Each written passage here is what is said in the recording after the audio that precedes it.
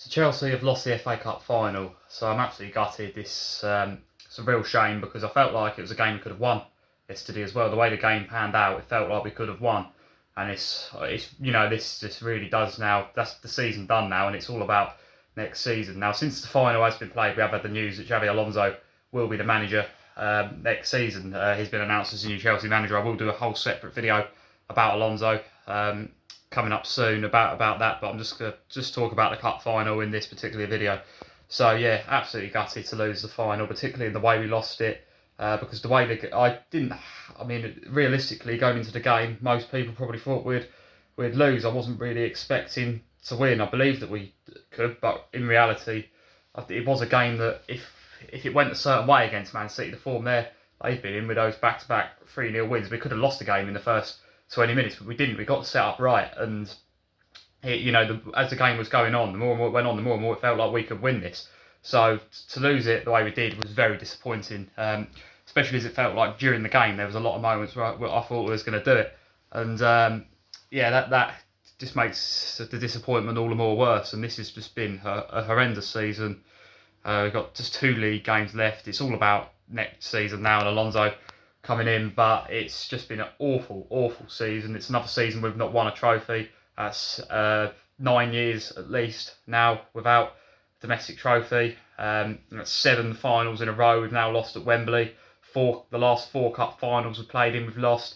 Yeah, Chelsea used to be a team that would always show up to the finals and we'd win. Chelsea's not a team you would want to play in finals. It's just not the case now. We just don't seem to turn up in these, at the very least the domestic finals, we don't seem to show up in anymore. And it's just really disappointing. The whole mentality is just wrong. I mean, we can look at the game individually, which I will do, and say, yeah, this is what went wrong for us on the day. But multiple different managers now, we've shown up to these finals in, and we're just not winning these trophies anymore. And that's a real worry. It's something deeper. It's a whole mentality problem, and serious changes are needed at this club over the summer. And I will talk more about that, about Alonso, about what he needs to do in the separate video. But as for the game yesterday,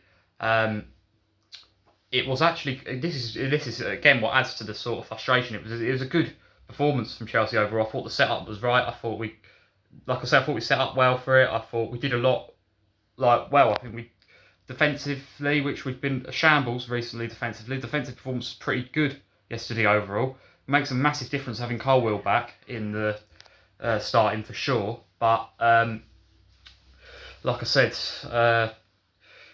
cutting edge still not really there. In terms of the game, we started.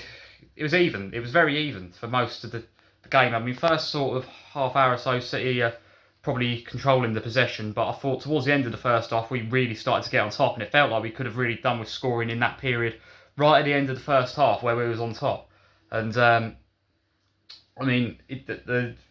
the referee decisions were a bit frustrating. I mean, they got away with a few challenges before some of their players picked up bookings, but obviously going in at half time we had Cucurella and Enzo already on bookings, and I have to say the penalty decisions that gone against us were frustrating. The fact it happened twice. I mean, whether it was a definite penalty or not, I think it's very hard to tell. I'm not going to say for a definite and say, yeah, we were robbed. I think there's been cup finals in the past that I think we should have won, where I think we've had goals wrongly chalked off, like against Liverpool in 2022 in the League Cup final. But as for today, I think it's very hard to tell for a definite. But what I am getting frustrated about, and what I think a lot of people are getting frustrated about, is not necessarily even the decisions themselves, it's the inconsistency. Because what we see yesterday is we see João Pedro clean through on goal towards the end of the first half, where we're on top, we can get ourselves in front just before half time, and he's brought down, and the challenge from the Man City defender is enough to throw him off balance. The way he sticks his leg in front of him, that is enough to send João Pedro off balance, and it's a denial of a clear goal scoring opportunity, as they would say, right? And whether there's enough, I suppose the question is, and it's the same with the one in the second half, which I'll talk about in a minute.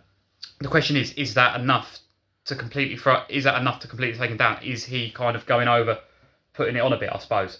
But what I think the frustration is about this is the fact is, particularly if you look at some of the fouls that have been given in big moments in games over the last week, but this season in particular, but just particularly over the last couple of weeks. I mean, if you look at the penalties Celtic were given against Motherwell, which effectively could have won the league now, and when you think of the goal that West Ham were disallowed last week, when you think how neither of them were any more of a foul than what we saw not given for Chelsea twice yesterday, and I'm not necessarily saying we should have had a penalty or we should have had 2 penalties yesterday, but what I am saying is the inconsistency is beyond a joke, because, like I said, goals have been chalked off over the last week that have significantly impacted title races across in the UK, and for fouls that were probably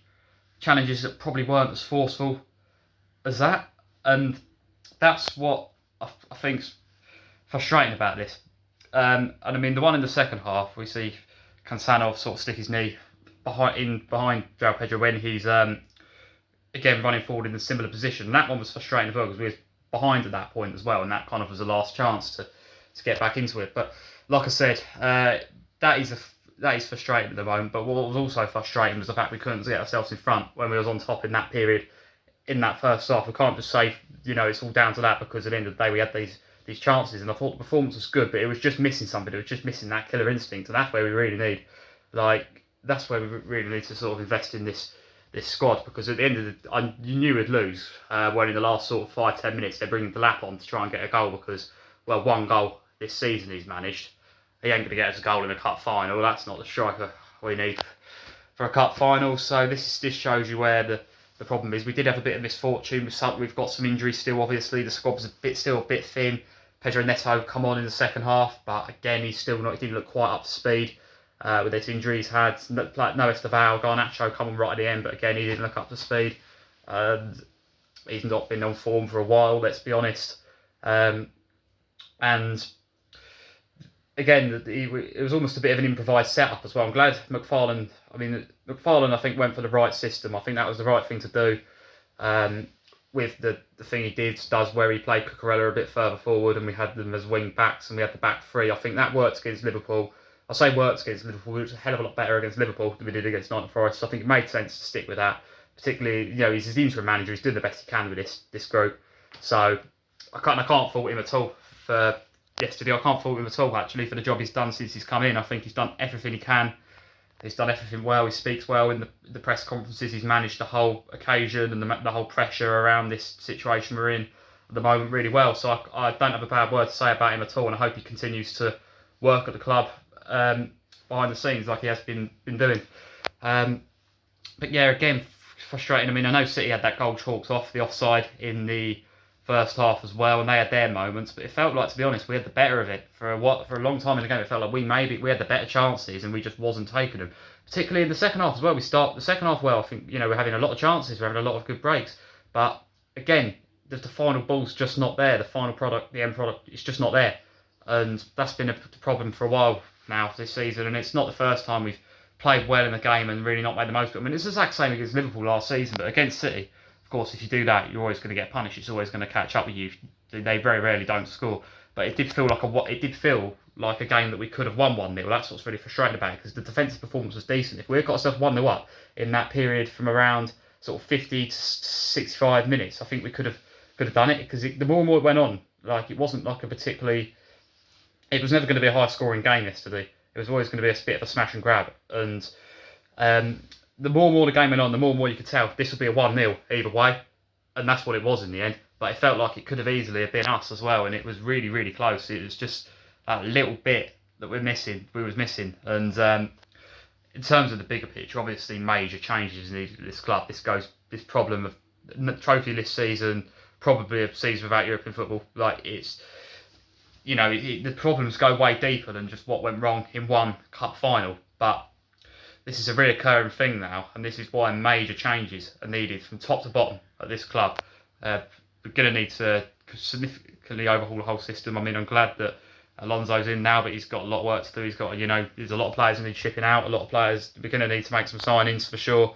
And just the whole approach to the transfer policy, the whole way the club's managed or been managed since Blue Colour come in from top to bottom, it just needs to be to be changed, because this is just not working. And I would hope that they know that now. I mean, some of the comments they've made recently in the search for the new manager suggest that they are at least somewhat reflecting on some of the decisions they made, at least somewhat looking to try and change the approach, which certainly needs to happen, because it's just not good enough again. And this is another season. This season we've had is just not acceptable for Chelsea. It's just not good enough.